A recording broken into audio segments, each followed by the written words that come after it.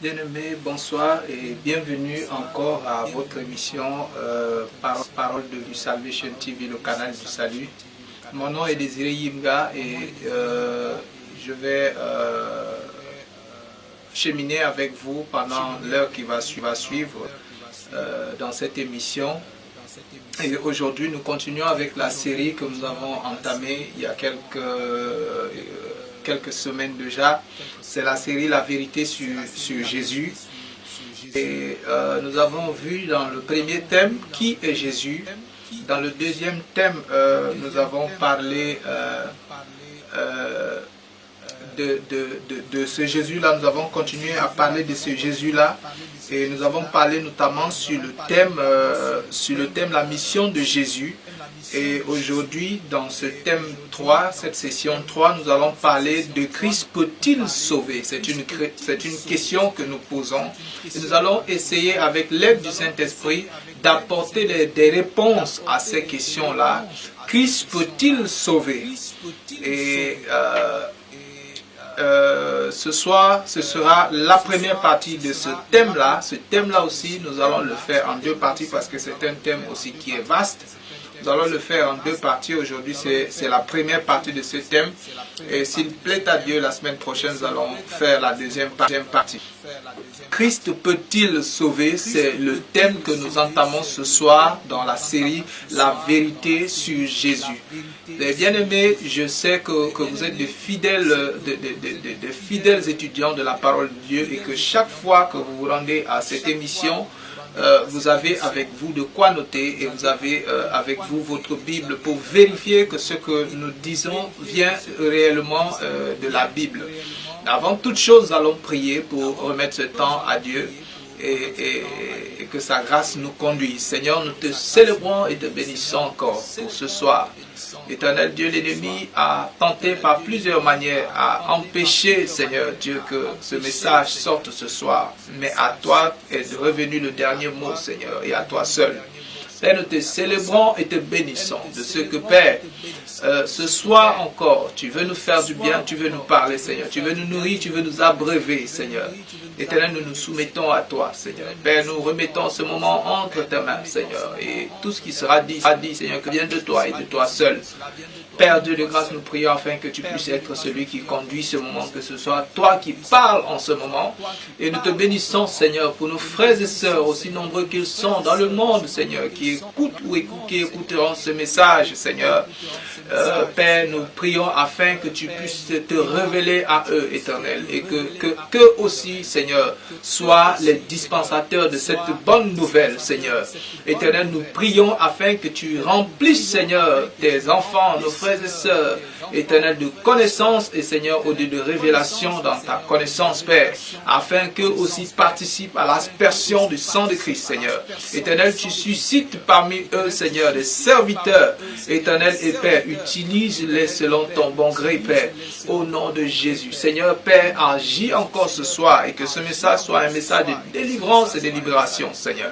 Que toute personne qui écoute ce message, Éternel, s'il écoute ce message pendant ce temps avec une maladie quelconque, Père, que tu guérisses sa maladie au nom de Jésus. Père, s'il y a, Éternel Dieu de grâce, de miséricorde, un manquement dans son cœur, que tu combles ce manquement au nom de Jésus. Merci pour ta grâce, ta bonté et ta miséricorde. Et merci pour tes bienfaits dans nos vies, Père, au nom de Jésus-Christ. Amen. Amen, bien-aimés, nous parlons encore de ce thème-là. Voilà, et il me semble qu'il y a un peu d'écho. Et donc, nous allons essayer de résoudre cela. Voilà, je pense que vous allez me saisir sans les échos maintenant. Et j'espère que vous m'entendez bien. Et sinon, veuillez signaler afin que nous puissions savoir qu'il y a un problème pour corriger ce problème avant de continuer. Parce qu'il est important que tout ce qui sera dit soit bien entendu. Bien-aimés, nous entamons ce thème-là de Christ. Peut-il sauver? C'est une question que nous posons et c'est une question pour les étudiants de la Bible. Si quelqu'un vous demande en quoi est-ce que Christ peut sauver le monde ou l'humanité, et si quelqu'un vous demandait pourquoi est-ce que Christ peut sauver, à cette question-là, que lui répondrez-vous en tant que des fidèles étudiants de la parole de Dieu? Et si quelqu'un m'écoute ce soir et il ne sait pas la voie du salut, je t'invite à bien te positionner, à bien t'asseoir dans ton canapé, sur ton lit, et suis attentivement ce qui sera fait. Si tu as un téléphone et que tu n'as pas une Bible avec toi, tu peux aller sur Internet et télécharger une Bible, une application de la Bible, afin que tu sois capable de vérifier par toi-même que ce que nous disons, cela vient effectivement de la parole de Dieu, cela vient de la Bible. Que ce ne soit pas des fables qui te soient racontées, mais que ce soit des choses que tu vois, que tu peux lire dans la parole de Dieu. Et donc, bien-aimés, je vais commencer par dire que dans toute la Bible, après le péché, nous avons des promesses de Dieu. Nous avons plusieurs promesses de Dieu de restauration de la race humaine, de restauration de l'homme, bien-aimé. Dieu a promis dans la Bible, il a promis qu'il va restaurer l'homme dans sa situation primaire, dans la situation dans laquelle il était et dont il était capable d'écouter la voix de Dieu. Bien aimé, nous avons développé la semaine dernière comment est-ce que, à cause du péché, les yeux de l'homme se sont ouverts.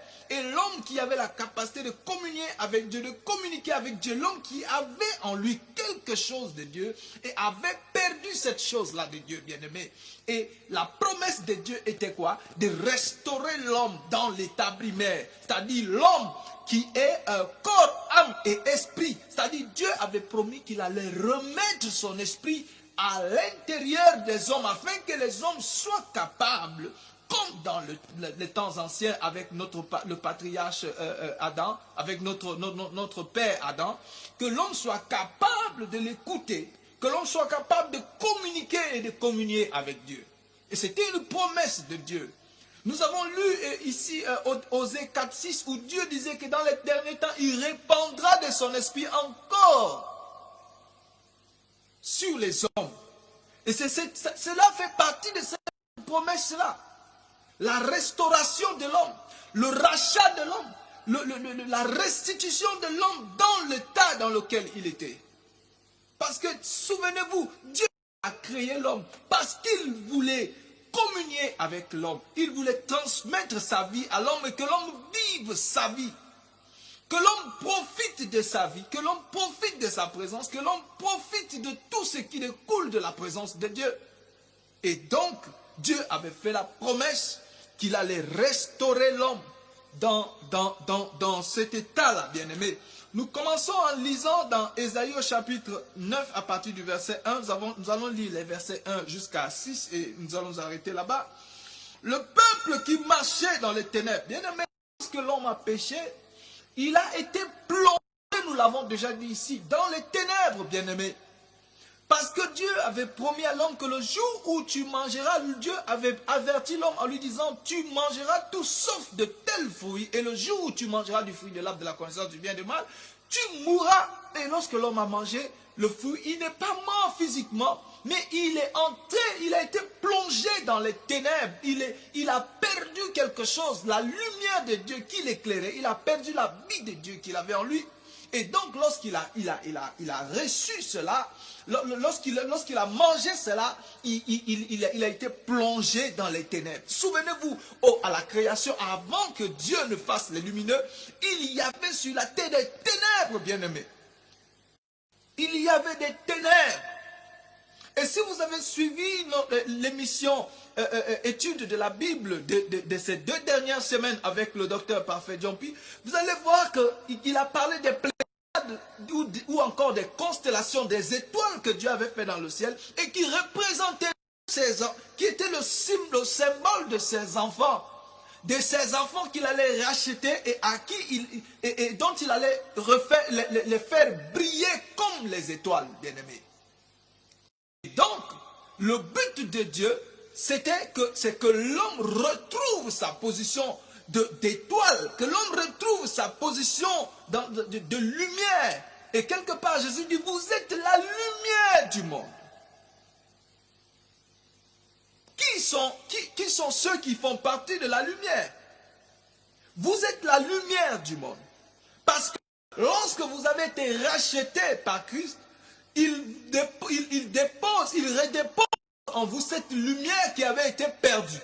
Et donc, dans Ésaïe, ici, il dit, le peuple qui marchait dans les ténèbres voit une grande lumière, bien-aimée, sur ceux qui habitaient le pays de l'ombre et de la mort.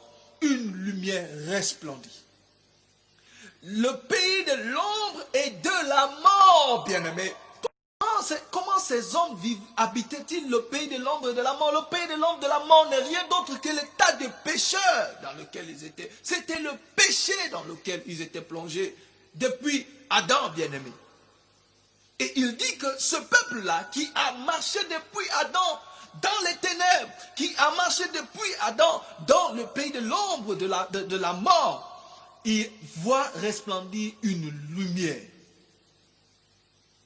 Ah, c'est un message d'espoir, bien-aimé.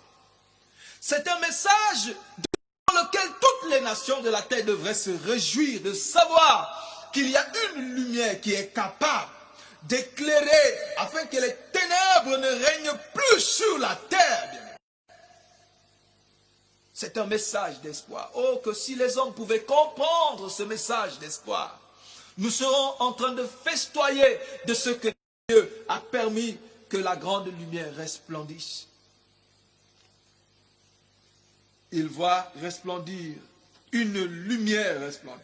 Il dit, tu rends le peuple nombreux, tu lui accordes de grandes joies.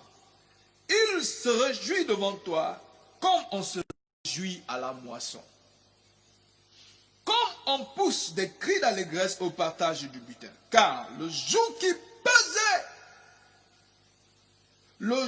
pesait sur lui, le bâton qui frappait son dos, la verge de celui qui l'opprimait, tu les brises, comme à la journée de Madian. Bien-aimé, il y a quelque chose que nous devons noter ici.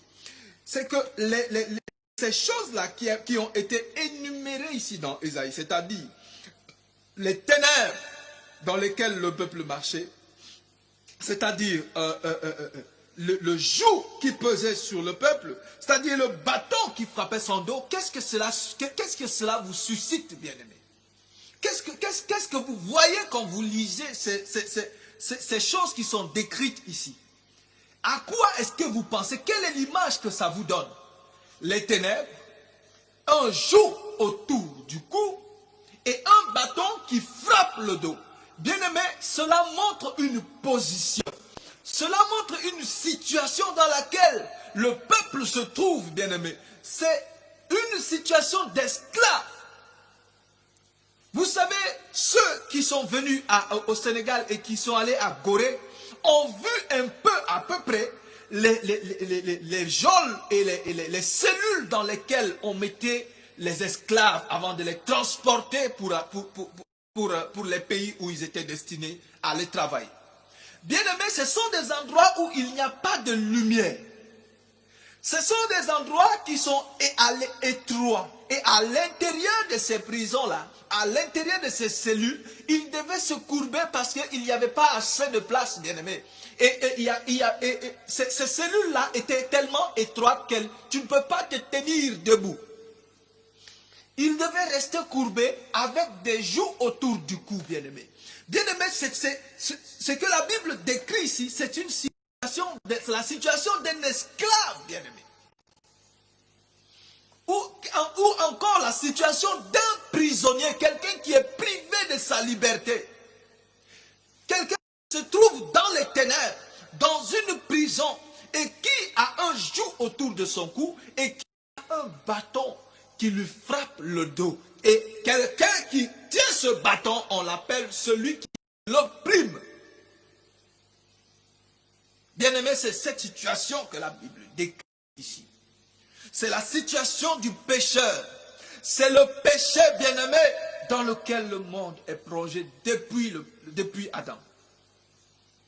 Et il dit à ce peuple-là, une lumière vient. Imaginez-vous que ces hommes-là qui étaient maintenus dans ces cellules cellules de Gorée ou je ne sais pas où, au Cameroun ou au Bénin, dans ces pays où ils étaient traités, maltraités pour être emmenés en esclavage. Bien-aimés, imaginez que ces hommes-là, qu'on les sorte des cellules dans lesquelles ils se trouvent et qu'on leur dise aujourd'hui, ce joug est enlevé de ton cou et vois, marche à la lumière. Imaginez un peu la joie, imaginez un peu ce que cela peut faire ressentir à cette personne, bien-aimée. Cette personne-là, qui peut-être pendant longtemps est restée dans cette prison, dans cette cellule. Cette personne qui pendant longtemps est restée dans cette situation et qui était dans le doute perpétuel, bien-aimé. Un doute perpétuel qui se disait, mais est-ce que je vais pouvoir sortir de cette situation? Oh, pour moi est fini. Bien-aimé, peut-être que tu te trouves dans une telle situation. Et peut-être qu'en écoutant ce message, tu te dis, bien-aimé, que je sais même que c'est possible, mais il est trop tard pour moi. Bien-aimé, je vais te dire, il n'est pas trop tard pour toi. Peu importe la situation dans laquelle tu te trouves. Si tu mets ta confiance et ta foi en l'Éternel, bien-aimé, il est capable. Il est capable. Peu importe le temps que tu as mis dans ce péché, peu importe le temps que tu as mis dans cette situation, Dieu est capable, bien-aimé, de te sortir de là. Car le joug qui pesait sur lui, le bâton qui frappait son dos, la verge de celui qui l'opprimait, tu les brises. Dieu est venu en une seule fois. Il a pris toutes ces choses-là qui constituent un peu les entraves et qui constituent un peu le malheur du prisonnier. Et en une seule fois, en une seule fois, il a brisé tout cela. Il dit, tu les brises. Comme à la journée de Madian.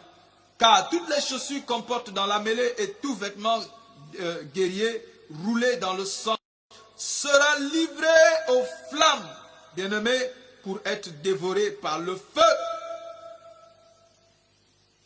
Pour être dévoré par le feu. Et quand il continue, il dit quoi? Car un enfant nous est né et un fils nous est donné. Un enfant, et quand nous allons avancer dans notre étude, vous allez comprendre. Un enfant nous est né et un fils nous est donné. Et la domination reposera sur son épaule. C'est quoi la domination, bien-aimé? Parce que pendant longtemps, la domination, il y a quelqu'un qui exerçait la domination, bien-aimé, qui était l'usurpateur, qui avait trompé l'homme et à qui l'homme a vendu son autorité. Et ayant acheté cette autorité, ayant pris cette autorité, il exerçait la domination sur l'homme. Il exerçait ce que la Bible nous a dit ici, l'oppression sur l'homme avec une verge. Il exerçait l'oppression sur l'homme. Et cette oppression, l'homme a souffert dans cette oppression. J'en ai souffert, bien-aimé, et plusieurs d'entre vous, ou presque tous, vous en avez souffert, jusqu'à ce que Dieu fasse grâce. Il dit qu'un enfant nous est donné, et un enfant nous est né, et un fils nous est donné. Et la domination, il va faire quoi? Il va arracher la domination de l'usurpateur. Il va arracher la domination d'entre les mains de l'oppresseur. Et la Bible dit quoi? La domination reposera sur ses épaules. Maintenant, il dit quoi? On l'appellera admirable, conseiller, Dieu puissant, Père éternel, Prince de la paix. Oh, écoutez bien comment on appellera cet enfant. Lorsqu'il était enfant, on ne l'appelait pas Dieu puissant. C'est pendant qu'il était enfant, on dit quand il grandira, quand il va récupérer la domination, on va l'appeler. Quel est cet enfant? Quel est ce fils-là qui nous a été donné? et dont on peut appeler Dieu puissant. Il ne dit pas seulement Dieu puissant, mais il dit aussi Père éternel. Ça veut dire quoi? Souvenez-vous, dans Actes des Apôtres, il est dit quoi? Il dit, il n'y a aucun autre nom qui ait été donné par lequel nous puissions être sauvés en dehors du nom de Jésus. Il n'y a aucun autre nom. Pourquoi? Parce que le Christ qui est allé à la croix et qui a arraché la domination de la main de l'usurpateur, ce Christ-là,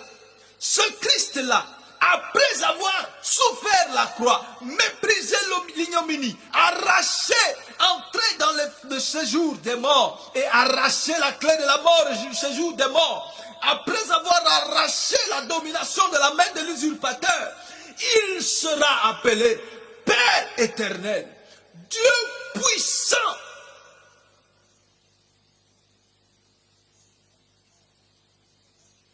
C'est Ésaïe qui parle. C'est Ésaïe qui parle.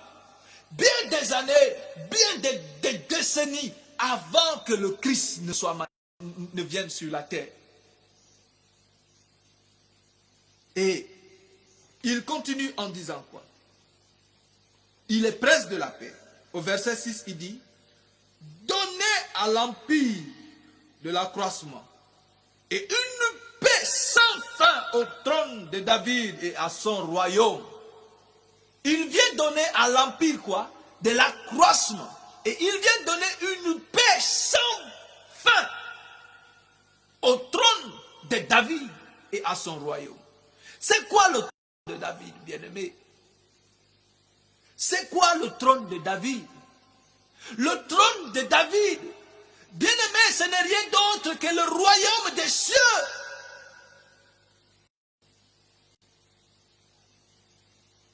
Il vient donner une paix sans fin à tous ceux qui entrent dans le royaume par lui.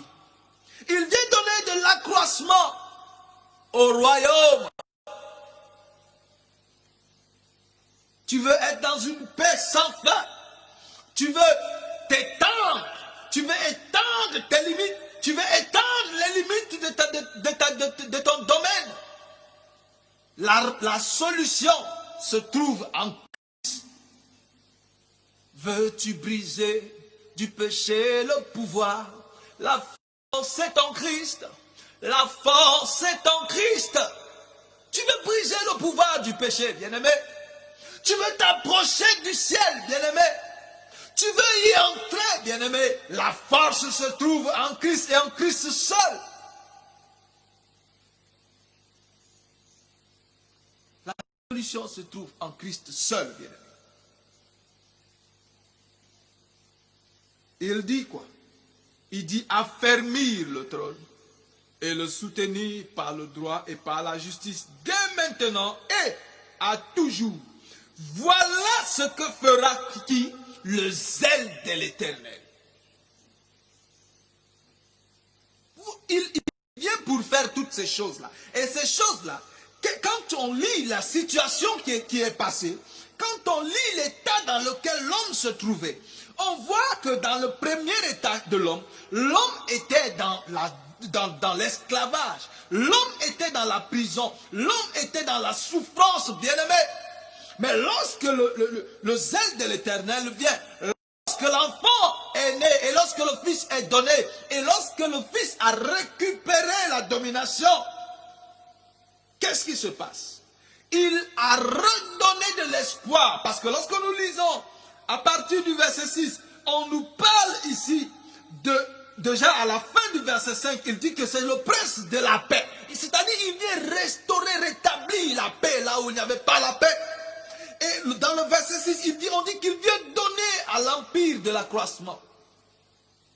Il vient donner une paix sans fin au trône de David et à son royaume. Il vient affermir le trône de David et le royaume. Il vient pour soutenir par le droit et par la justice, bien-aimé.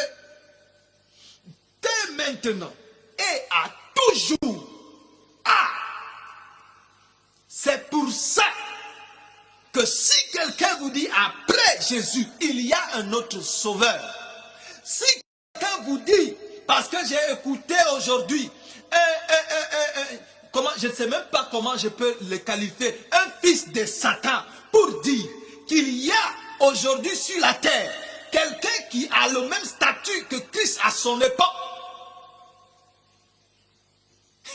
Je dis, cette personne-là n'a pas lu Ésaïe au chapitre 9, le verset 6. Parce que la Bible dit quoi? Dès lors qu'il sera manifesté, ce sera à partir de ce moment et pour toujours. C'est-à-dire, à partir du moment où Jésus est venu, il n'y aura plus jamais un autre sauveur en dehors de Christ. Pourquoi? Parce que l'œuvre que Christ est venu faire, il est venu faire, la Bible le dit, une fois pour toutes. Lisez, nous avons lu la dernière fois dans Hébreu, dans Romains, où il parlait du péché qui est venu après une seule offense et de la justification que Christ a menée après plusieurs offenses. Ça veut dire quoi? Après la justification de Christ, elle couvre toutes les offenses que le péché a engendrées. Bien-aimés, toutes les offenses que le péché a engendrées jusqu'à la fin du monde. Que personne ne vous déçoive, bien-aimés. Que personne ne vous trompe, bien-aimés, pour vous dire qu'il y a un autre sauveur, pour vous dire qu'il y a un autre chemin, pour vous dire qu'il y a une autre voie, pour vous dire qu'il y a un autre Christ, pour vous dire qu'il y a un autre salut, bien-aimés. Que personne ne vous déçoive. Que personne ne te déçoive, que personne ne te trompe, bien-aimé. Il n'y a pas un autre salut en dehors de Christ. Il n'y aura plus un autre sacrifice en dehors du sacrifice de l'agneau sans tache. Il est l'agneau sans tache. Et aujourd'hui, les hommes qui ont vécu dans les divorces, qui ont vécu les divorces et des divorces, des hommes qui ont vécu des offenses et des offenses, des hommes qui ont menti, qui ont volé, des hommes qui forniquent, qui sont adultères, ces hommes-là viennent se présenter comme étant des sauveurs. Ah! Un sauveur est venu. Et la Bible dit, il était sans tache.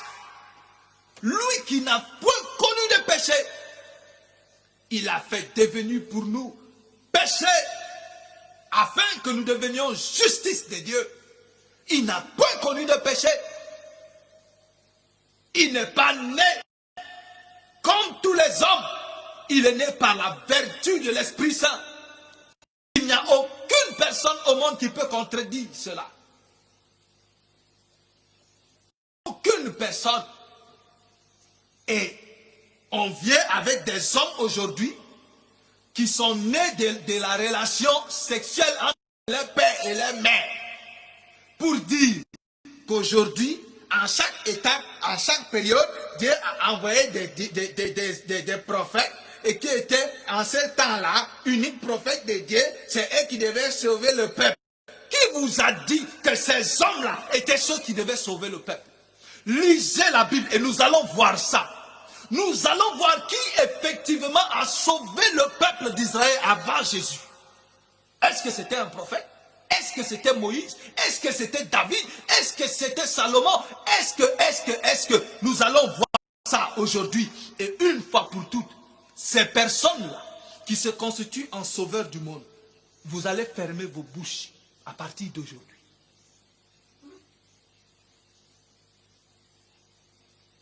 Une fois, dès maintenant et à toujours.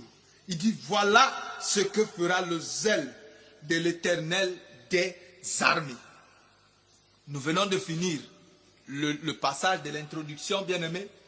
Et bien-aimés, je pense que nous allons davantage développer ce thème-là afin que nous comprenions, bien-aimés, véritablement, que nous comprenions véritablement ce que nous sommes en train de dire ce soir.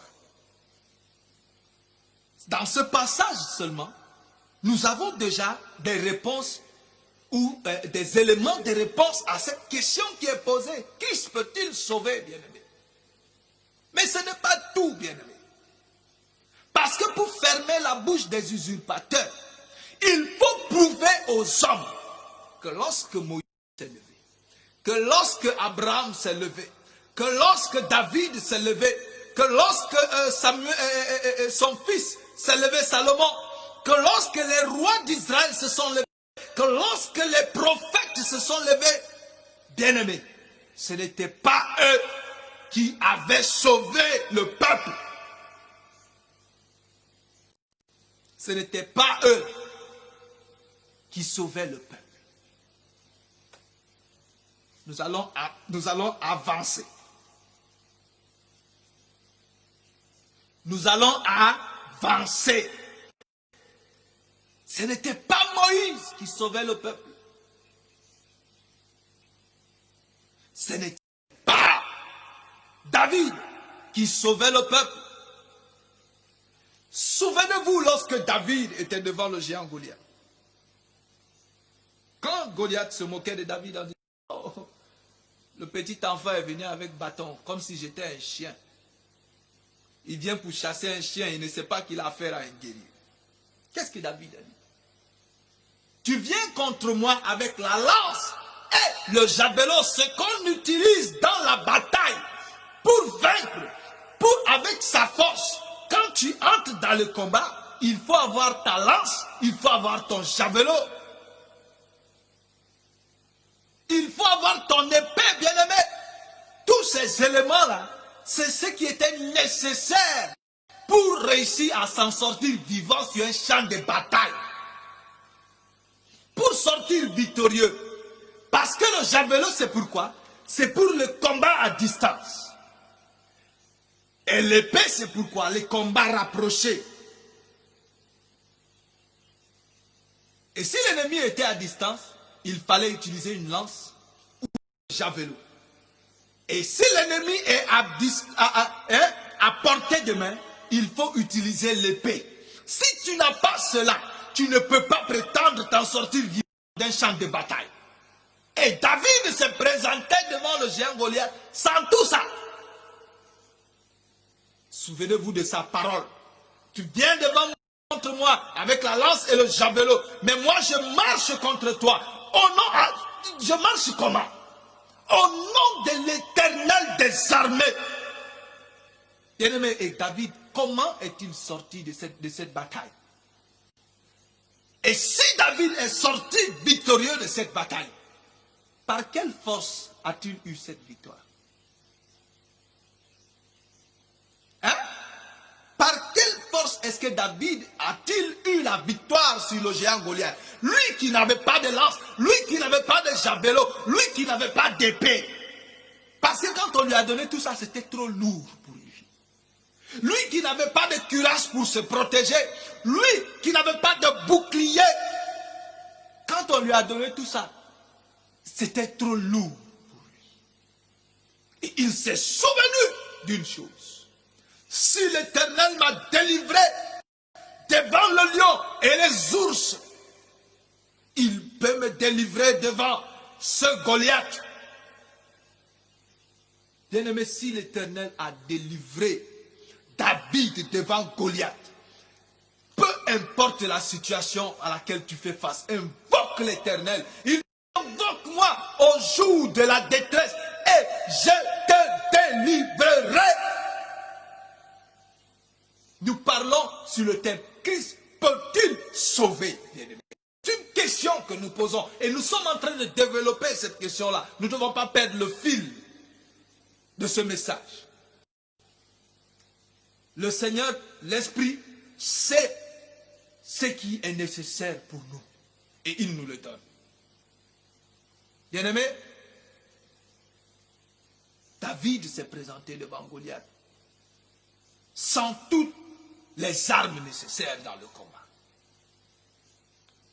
Et quelque part, il est dit, les armes avec lesquelles nous combattons ne sont pas charnelles. Elles ne sont pas charnelles. Les armes de notre combat ne sont pas charnelles, car nous n'avons pas à lutter contre la chair et le sang. Goliath représentait toutes les entités et tous les démons qui opprimaient le peuple. Et David, devant ces entités-là, devant ces autorités-là, devant ces puissances-là, devant l'oppression-là, il est allé au nom de l'Éternel des armées. Bien-aimé, si tu veux sortir vivant, si tu veux sortir vivant de la bataille contre les démons, va au nom de l'Éternel des armées.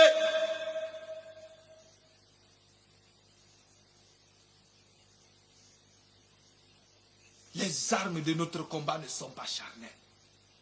Et donc, ce n'est pas avec la force des mains de David ce n'est pas David qui a délivré le peuple. Ce n'est pas Salomon qui a délivré le peuple. Ce n'est pas la prophétesse Déborah qui a délivré le peuple. Ce n'est pas Samson qui a délivré le peuple. Qu'est-ce que Samson a dit lorsqu'il avait les cheveux coupés, lorsqu'il avait les yeux percés? Qu'est-ce qu'il a dit pour tuer en ce jour-là plus de Philistins qu'il en a tué dans toute sa vie? Lisez le livre des Juges. Lisez Samson. Qu'est-ce qu'il a dit? Est-ce que en ce moment-là, Samson était très fort, était devenu encore plus fort, avec les yeux percés, avec les cheveux coupés? Qu'est-ce qu'il a dit? Quelle était la prière que Samson a faite? Ce n'était pas Samson qui délivra le peuple d'Israël. Faites de ceci un chant à partir d'aujourd'hui et chantez cela dans les assemblées afin que les hommes, que les croyants sachent que ce n'était pas Samson, que ce n'était pas David, que ce n'était pas la lance, que ce n'était pas le javelot qui délivra le peuple d'Israël, bien-aimé.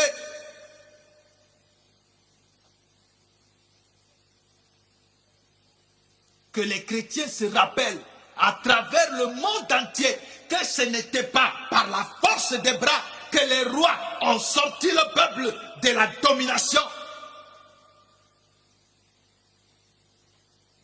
Shadrach, Meshach et Abednego, Daniel, ces hommes-là ont été mis à rude épreuve dans des situations où aucun autre homme ne pouvait s'en sortir. Mais par quelle force sont-ils sortis victorieux de ces situations? N'avons-nous pas mis 3 hommes dans la fournaise? Nous en voyons sortir 4. Alléluia! Qui était ce 4e-là? C'était celui qui avait la capacité de les transporter entre les mains et que la fournaise ardente ne puisse rien contre eux.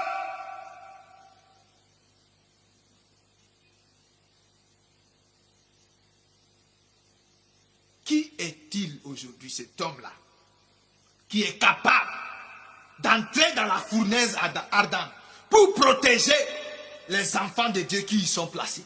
Cet homme-là peut se présenter à moi comme étant le super prophète de l'humanité et je vais marcher derrière lui.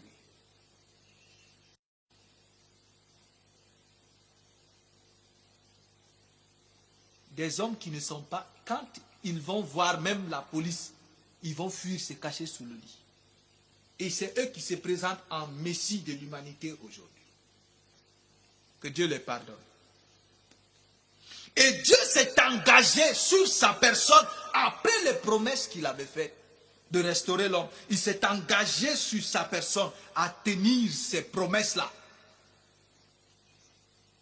Et il s'est engagé, il a dit, parce que je tiendrai ces promesses et je restaurerai l'homme.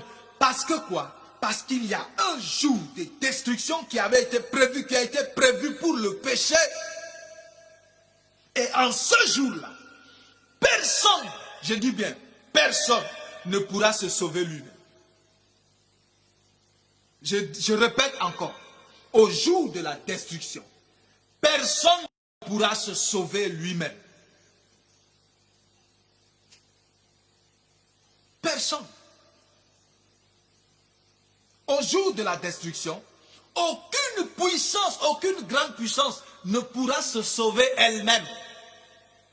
Et encore moins sauver les autres. Aucune personne ne pourra se sauver. Amos chapitre 2, lisons ce passage-là. Amos chapitre 2. Nous lisons Amos chapitre 2, je crois, à partir du verset 14, les versets 14 et 15. Non, lisons à partir du verset 13. À partir du verset 13. Nous lisons. Il dit, voici, je vous écraserai. Le jour là, le jour de la destruction. Pourquoi Dieu va écraser? À cause du péché. Si vous lisez à partir du verset 1. Il dit, voici, je vous écraserai. Comme foule à terre un chariot chargé de gerbes. Il dit, celui qui est agile en ce jour-là, celui qui est agile ne pourra fuir. Ça veut dire quoi? Le plus grand coureur au monde. C'est qui le plus grand coureur au monde? Bon, je ne parle pas de ceux qui font la course de vitesse. Parce que, non, je ne parle pas de Usain Bolt. Parce que lui, c'est course de vitesse. Et ça, il ne peut pas aller loin. Je parle de ceux qui peuvent courir longtemps. Je parle des Éthiopiens. Je parle des Kenyans. Je parle de ces gens-là qui font des courses d'endurance, qui peuvent courir pendant 6 heures de temps sans s'arrêter. La Bible dit, en ce jour-là, malgré leur agilité, ils ne pourront pas fuir.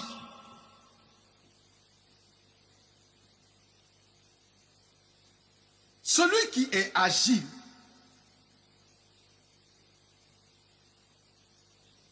ne pourra fuir. Et celui qui a la force ne pourra s'en servir. Bien-aimés, qui sont ceux qui ont la force aujourd'hui? Quand on regarde dans le monde, on voit, il y a un Burkinabé que j'ai vu, mais qui a une force extraordinaire. On l'appelle Bibi en fer. Et il est tellement fort et robuste, il peut soulever des tonnes à lui seul. Et la Bible dit, en ce jour-là, même ce genre d'homme-là ne pourra pas se sauver lui-même. Et quand je vois la masse musculaire de ce monsieur-là, quand je vois la masse musculaire de ceux qui se battent dans des arènes, et je me regarde aussi grincheux que je suis, et l'Éternel dit, eux là, malgré leur force et leur masse musculaire, ils ne pourront pas se sauver ce jour. Et qui suis-je? Si eux, ils ne peuvent pas se sauver, alors moi, comment est-ce que je vais me sauver? Au jour que l'Éternel a prévu, ceux-là ne pourront pas se sauver. Il dit, l'homme vaillant ne se sauvera pas.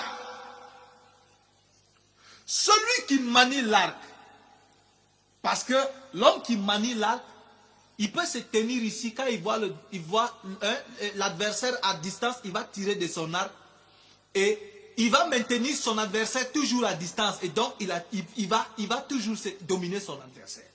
Mais le Seigneur dit que ce jour-là, le jour de la destruction, celui qui manie l'arc ne pourra pas, ne résistera pas. Celui qui a les pieds légers n'échappera pas. Vous savez, ceux qui ont les pieds légers, ce sont des personnes qui sont capables de s'approcher d'une maison sans se faire entendre. Ce sont des hommes subtils. Ce sont des hommes qui sont tellement légers que dans les champs de bataille, à l'époque, on les a envoyés pour aller espionner l'ennemi, pour entrer dans les camps ennemis. Et ils avaient la capacité d'entrer dans le camp et de voir dans le camp sans se faire repérer. C'est sur ces deux que la Bible parle de ceux qui ont les pieds légers. Et quand vous lisez la Bible dans les livres des rois et des chroniques, vous verrez qu'il y avait à chaque fois des gens qu'on envoyait, on disait allez dans le camp des Philistins, allez dans le camp des Amoréens, allez, et il y a des personnes qui se portaient garant et qui entraient dans le camp, qui allaient espionner et qui venaient rapporter la force de frappe de l'ennemi. Et à cause de ça, on pouvait surprendre l'ennemi et le dominer. Donc ces personnes-là, ce sont des personnes qui peuvent se déplacer sans se faire entendre. Ils peuvent se cacher. Ils ont l'art de se dissimuler. de se cacher, de se camoufler. Et la Bible dit que même avec leur art de camouflage, ce jour-là, qu'est-ce qui se passera? Ils n'échapperont pas. Et le cavalier ne sauvera pas de sa vie. Parce que quand bien même les gens pourront courir avec les pieds, le cheval sera plus rapide. Et donc ceux qui auront des chevaux ce jour-là, ou ceux qui auront ce jour-là des jets privés, des avions de chasse, je ne sais pas quel est l'appareil le plus, des Concorde ou bien l'avion le plus rapide au monde, ceux qui auront des drones ce jour-là ne pourront pas échapper. Ils ne pourront pas échapper. Le plus courageux des guerriers s'enfuira nu ce jour-là, dit l'Éternel. Bien-aimés, en lisant ce passage-là, on se rend compte que le jour de la destruction, il n'y a sur la terre aucun homme qui soit capable par ses propres moyens de s'en sortir. Il n'y a sur la terre aucun homme qui soit capable par lui-même d'échapper, bien-aimé, à ce jour-là. Et dans Osée au chapitre 14 et le verset 3, lisons ce passage d'Osée. Bientôt nous allons terminer. Osée chapitre 14. Osée, bien-aimé, chapitre 14 et le verset 3. Qu'est-ce que la Bible nous dit? Voilà, Osée chapitre 14 et le verset 3. Il dit l'Assyrien. Et souvenez-vous, la Syrie à l'époque était un peuple puissant. C'était un peu, je ne sais pas quelle est la grande puissance militaire dans le monde aujourd'hui. Et l'Assyrien était un peu à l'image de la grande puissance militaire d'aujourd'hui, là, à l'époque. La Syrie était la grande puissance militaire de cette époque-là. Il dit, l'Assyrien ne nous sauvera pas. Et nous ne monterons pas sur des chevaux.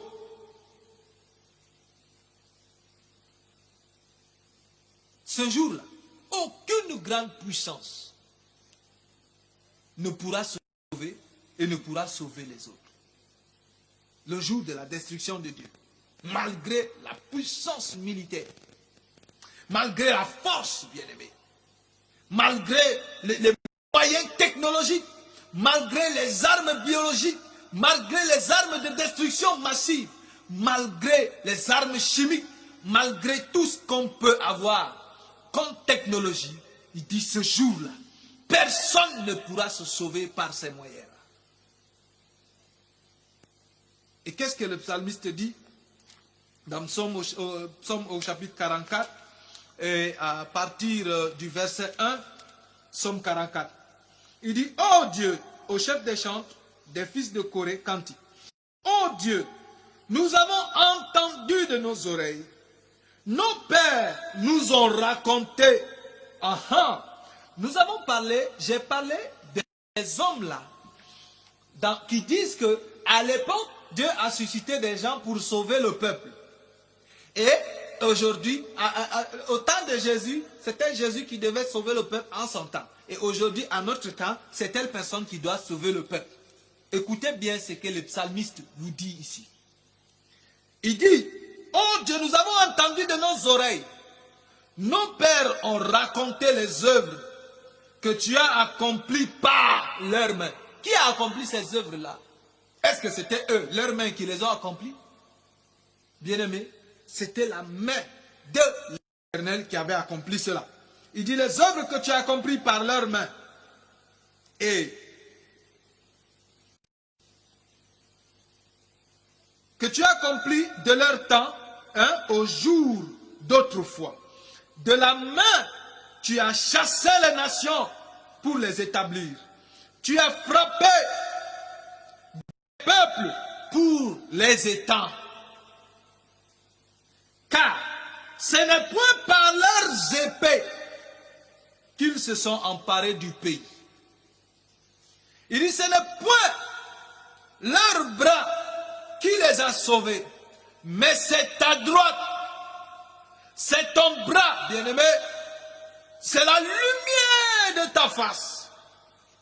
C'est la lumière de ta face. Parce que tu les aimes. Oh Dieu, tu es mon roi. Bien-aimé, il dit que ce n'était pas leur force. Ce n'était pas eux, ce n'était pas Moïse. Quand il parle de ce que nous avons entendu de nos pères, mais c'est ce qui s'est passé, bien-aimé. C'est tout ce qu'on peut voir depuis la Genèse, depuis l'Exode, pardonnez-moi, jusqu'à après les rois et les chroniques, bien-aimés. Quand vous lisez tout ce qui s'est passé là-bas, le psalmiste dit tout ce que nous avons entendu là, tout ce qui a été fait au temps de Moïse, tout ce qui a été fait au temps de tel et de tel et de tel, ils nous ont dit, parce que ces hommes-là, des hommes qui étaient humbles, ils ont dit à leurs fils, sachez que cette délivrance n'est pas venue de nous, mais cette délivrance est venue de l'Éternel. Ce n'est point leur bras qui les a sauvés. C'est ta droite, c'est ton bras. C'est ta lumière, la lumière de ta face. Parce que tu les aimais. Oh Dieu, tu es mon roi. Ordonne la délivrance de Jacob. Avec toi, nous renverserons nos ennemis. Avec ton nom, nous écraserons nos adversaires. C'est avec quel nom David a-t-il écrasé Goliath? Avec le nom de l'Éternel. Avec quel nom est-ce que le peuple de Dieu a vaincu les Assyriens, les Amoréens, les Jébusiens et tous ces peuples-là qui n'ont pas pu résister devant Israël? C'était avec le nom de l'Éternel. Il dit, car ce n'est pas en mon arc que je me confie. Ce n'est pas mon épée qui me sauvera, mais c'est toi qui nous délivres de nos ennemis et qui confond ceux qui nous haïssent. Bien-aimés, quand nous lisons ces passages-là, nous pouvons comprendre que ce n'est pas par la force des mains, la force des hommes. Nous pouvons comprendre que ce n'est pas par l'agilité et l'habileté de ces hommes qu'ils ont été victorieux dans les combats qu'ils ont menés. Ce n'est pas parce qu'ils étaient plus intelligents que les autres. Ce n'est pas parce qu'ils avaient la science de la guerre, une science développée dans l'art de la guerre. Mais c'est parce que la main de l'Éternel agissait, bien-aimé. Si aujourd'hui quelqu'un vient à toi pour te dire qu'il est capable de te sauver aujourd'hui, alors que la Bible te dit que le zèle de la maison de l'Éternel des armées a opéré une délivrance une fois, dès l'instant où il a opéré cette délivrance, et pour toujours. Qu'est-ce que tu vas dire à cette personne-là?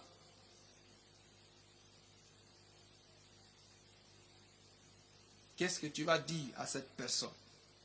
Bien-aimé, il reste beaucoup à dire sur ce thème-là. Mais nous ne voulons pas nous étendre et nous allons arrêter aujourd'hui sur ce point-là. Et à partir de la semaine prochaine, nous allons voir Christ qui vient. La prophétie était sortie. Nous allons voir une autre prophétie dans Zacharie. Et après cela, nous allons voir l'accomplissement de cette prophétie. Et nous allons voir comment est-ce que Christ peut sauver. Pourquoi est-ce que c'est Christ qui peut sauver? Comment est-ce qu'il sauve? Et jusqu'où s'étend le salut qu'il a opéré?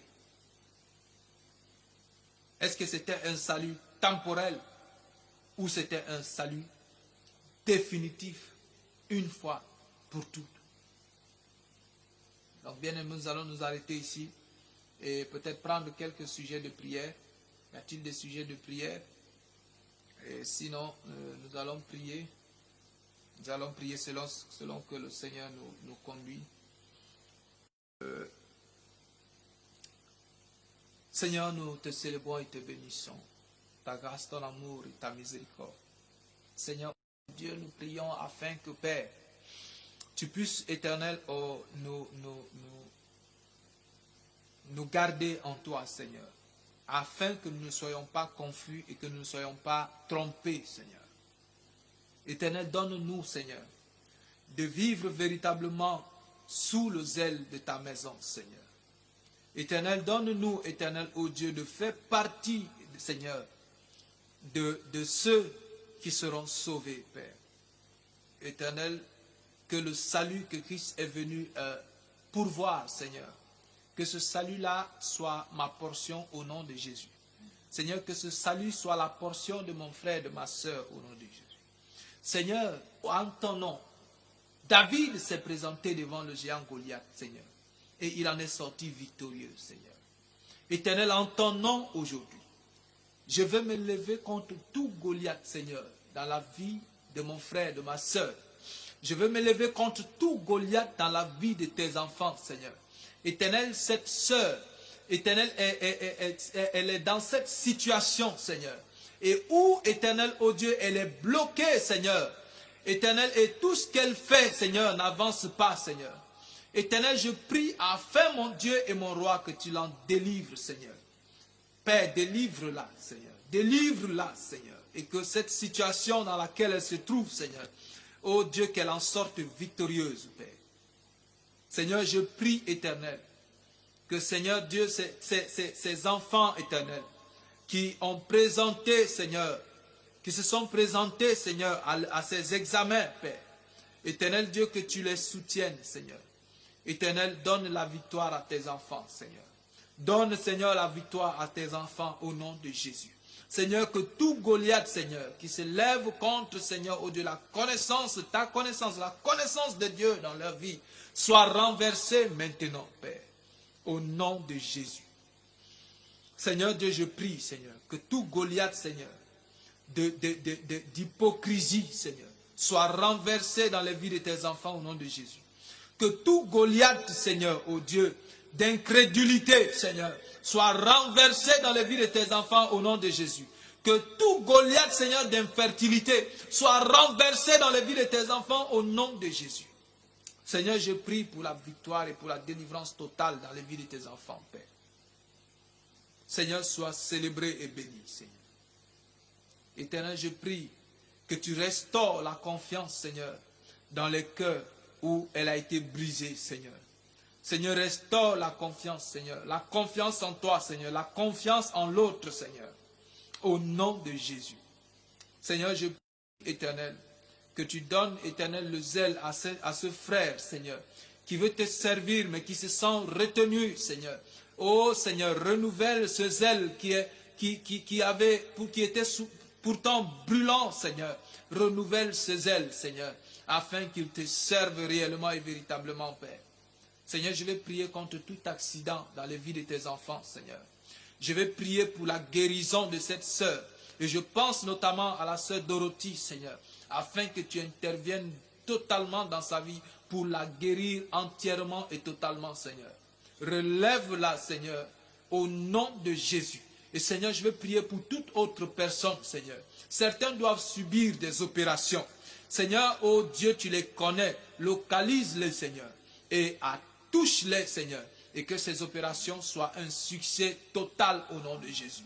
Seigneur, oh Dieu, certains sont dans les lits d'hôpitaux.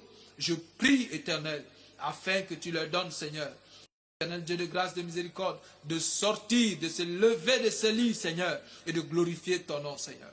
Je vais te prier pour ces femmes, Éternel, qui sont en état, Seigneur, et qui, Éternel, oh Dieu, n'arrivent pas à accoucher, Seigneur. Je veux prier, Père, que tu étendes ta main, Seigneur, et que cet enfant sorte dans de bonnes conditions au nom de Jésus.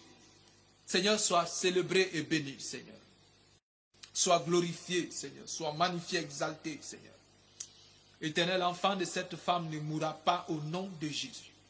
Seigneur, l'enfant de cette femme ne mourra pas au nom de Jésus. Seigneur, je prie pour cet enfant malade. Malade, Seigneur. Ce bébé malade, Seigneur.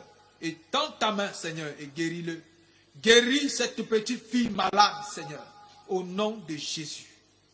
Seigneur, tu la connais, Seigneur. Localise-la, Seigneur. Guéris-la maintenant, Seigneur, au nom de Jésus. Seigneur, tu l'as promis et nous croyons en tes promesses, Seigneur. Nous croyons en l'accomplissement de tes promesses au nom de Jésus. Interviens, Seigneur, dans les vies de tes enfants, Seigneur. Interviens favorablement dans les vies de tes enfants, Seigneur, au nom de Jésus. Seigneur, sois célébré et béni, Seigneur. Éternel, ô Dieu, redonne, Seigneur, ô Dieu, à tes serviteurs, ô ce zèle éternel pour l'évangile, Seigneur.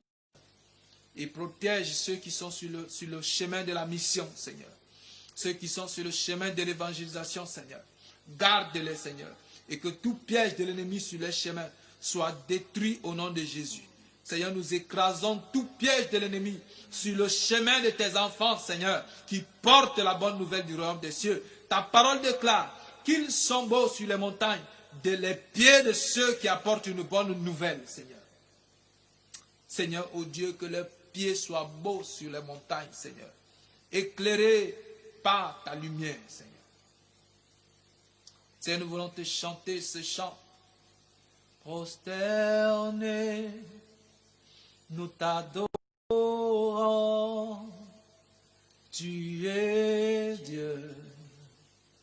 En ce lieu prosterné, prosterné, nous t'adorons,